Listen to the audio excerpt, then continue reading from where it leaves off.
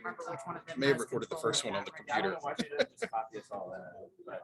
That's okay. Yeah, just start CCing everybody. That's what I do, just to make sure we're all in the same place. Tomorrow, but Mason wants me to stay at the table for the kickball tournament, and I will be able to actually finish kickball tournament. Awesome. Yeah, I'm not gonna finish, so that's fine. Great. That's great. Yeah. So can I get a team? Can you get a team? Yeah. Yeah, why not? Yeah, All yeah, right. just register for it. I don't know why not. Why is there? What happened back there? I think somebody accidentally. I didn't touch it. Somebody touched something back there. Let me go turn it back on. See if that. Yeah, I don't know. It just. I think they. I think someone leaned against the. Someone broke our TV back there, so we're waiting on that. There he is. All right, we're a little ahead of the game. Okay. Like I said, I don't think this works. I don't know why it doesn't work, but I think we're good to go. And let's see. I think we're recording, and yeah, we're recording. Okay. All right. This is our third one. I'll do the introduction slide.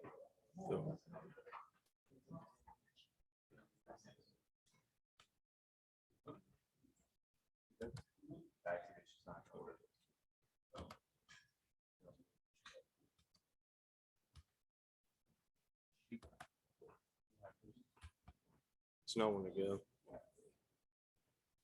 Here, try that. Let's see. Oh, I think I know what it is. I can see the screen up there. See, it's up. It's moving up there. Here, I think I can do this. So we use the clicker. Well, everything's open. Holy crap. Okay. It's on there. Can you see the screen? It's still on there. Okay, here. We're just doing. You know what? We'll fix it this way. There you go. Now you can see where you're at. Okay, do that. We'll adjust. We can just switch spots. So we're gonna do injuries affect ticket sales? I'm Kelton Kieschnick. I'm Mario Perezassar. I'm Ryan Hanson. All right, so basically to our introduction, what we're going to be doing is what we're going to be going over is we're going to be going over the players that have these injuries, and we're going to be going over what injuries they have and are they long-term and how does this affect the team. We're also going to be going over ticket marketing. How do they market out tickets to fans when a star player doesn't play? And then we're going to be going over the teams. Basically, like the whole background team is a big team, sort of like the Red Sox, Yankees, and why do they do that price of what they do. And then we're also going to be going over the ballparks and stadiums and where they play at and how they do those types of money prices and stuff like that. So Russell Westbrook, as most of y'all know him, he now plays for the Lakers, isn't doing the shit as normally. But in the first round in the 2013 playoffs, he went out with a lateral meniscus. He tore it during the second game. And once this was announced the next morning, the ticket prices for the game did go up a little bit. It started off as $290 and it jumped to $334. This because the series was split at the time, and it was a very big game 3, and that made it jump 14%. But for the next home game, which is game 5, which was if needed, was started off as $297, but then dropped to $289, which wasn't a huge drop, only 2%. But as you can see, game 4 dropped 10%, and then for their next series, if they made it, ticket sales were already dropping 7% and even 14%.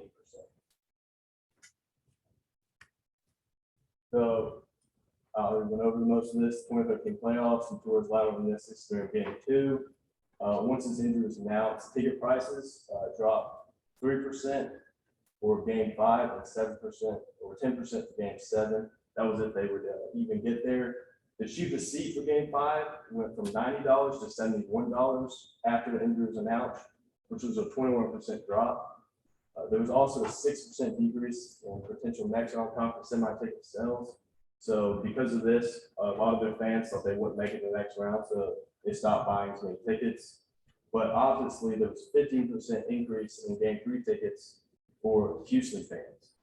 So obviously, if a star player on one team gets hurt, the other team believes that they can make it the next round, so ticket sales go up for them. All right, so for me, the player that we're going to be going over is Derek Jeter in 2012. This is going to be during the ALCS series when they went against the Detroit Tigers. And basically what this chart is putting on there, Derek Jeter had he broke his left ankle actually. And this caused a big problem for the Yankees, especially in their series because they got shut out 4 games.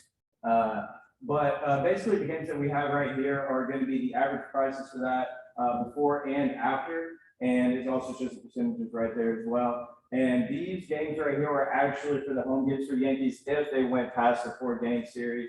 And then we also have a World Series chart right here that's going to be going over that. You go to the next one. All right, so on October 14th, like I said, he broke his left ankle in the game 1 of the MLB playoffs, which made him miss the rest of the postseason. But the reason why it really didn't have a big effect on ticket sales was mostly because the Yankees already had like a huge roster. You know, they got Alex Rodriguez, Marcus Sherritt, Curtis Anderson, CC Sabathia. They already have all the star players and stuff like that. So this makes it a huge jump for them as well. Going through that, though this was a playoff game, the ticket prices for Game 6 of the ALCS, if they had made it to Game 6, went up to 27.6%. And then with Game 7, it would have gone up to 36.7%. The ticket price wise, the lowest ticket price for like a stand-up ticket was $73. But the average price for like a seat was around $305. Now going into the World Series, if they would have made it there, was a decrease in the ticket price continuously through the home games. Can you go back to the chart? As you see it right here, for the if they would have made it to the Game 6 and Game 7, it actually went up to 27.16% and 36.70%. But when it went to the World Series, if it was necessary, if they made it, it went down 6.30%. So it went from a $771 ticket to a $723 ticket. And then going into this one, if it was a home game 3 for them, it went down 18.33%. But if the ticket price on that was much higher than the home game of the home game 1, mostly because it was $987, and this one was $806. The next injury we have is Derrick Rose. That was the same year as Derek Jeter in 2012. He tore his ACL in the first round of the NBA playoffs, actually the first game. So he was out for the rest of the year for that. The first home game 3 and home game 4 of that first round, those dropped only a few percent, 5%, 2%. And then if they did have advanced, the average drop in ticket sales was about 11%, with Game 7 being the cheapest because it's Game 7, still people want to go to that. So this was him, he tore his ACL, like I said, and then Game 5 in Chicago, that was, the tickets fell for 5% and then 2% for Game 7. Kobe Bryant, 2012, he had multiple injuries. They went down 21.81%. Before it was 390, and then after it was 305. And then Kobe Bryant had several injuries throughout his career, but he played through a lot of them. Kobe sprained his ankle in the 09 to 10 season. He missed his first game since the end of the 06 to 07 season. Bryant missed 112 games in his 18th career due to his injury.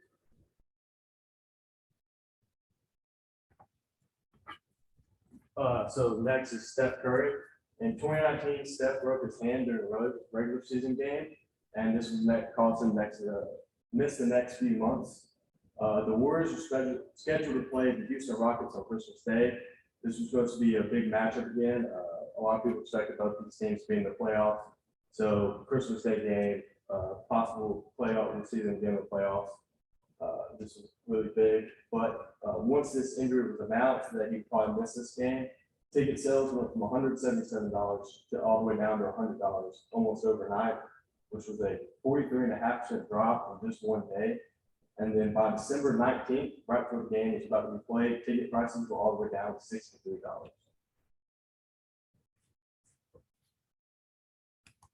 So as you can see here on this graph,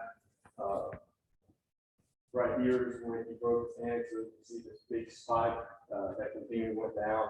And then this is when they first started to market the game, as it was starting to get closer and closer towards December. So a lot of TV ads and stuff were going out, so that caused ticket prices to go back up. But once that people found out that Steph was not going to play in the game, they continued to turn downwards until the day of the game, the ticket price was just $63.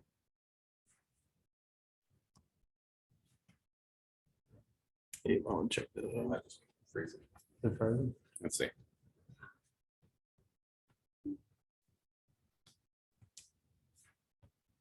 What's going on there?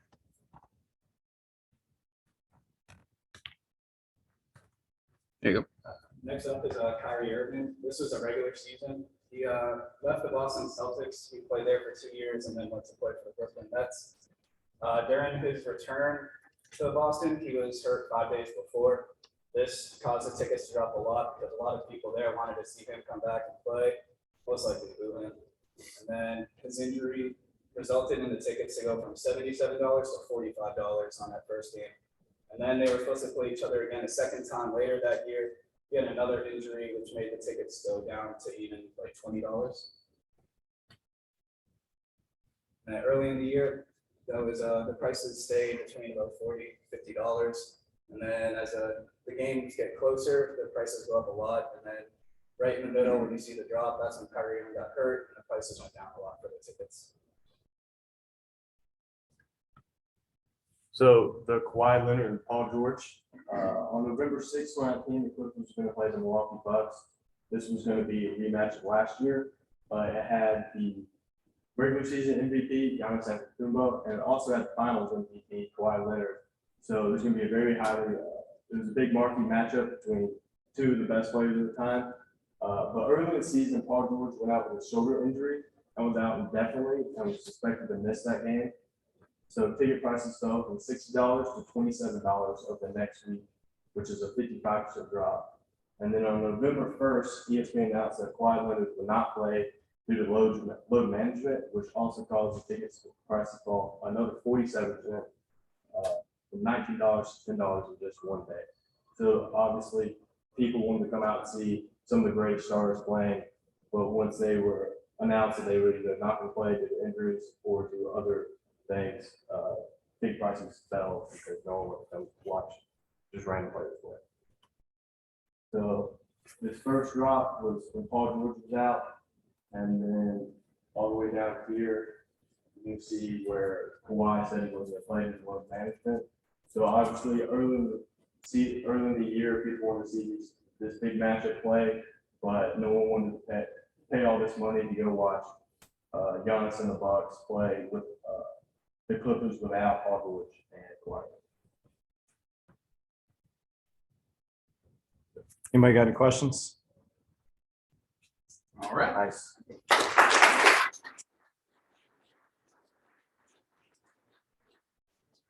See if we can sort this out.